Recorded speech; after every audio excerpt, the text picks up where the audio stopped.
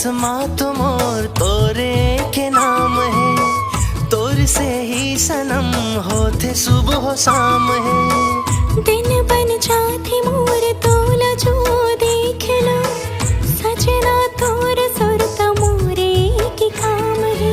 आम है आजकल सजनी तोरे सपना, तोरे ही धुन महाए रात दिन जपना। तोर से दिल हमारे ऐसे अड़ गे, मोला तोर प्यार के नशा चढ़ गे, जब ले तोर से नैना लड़ गे। मोला तोर प्यार के नशा चढ़ गे।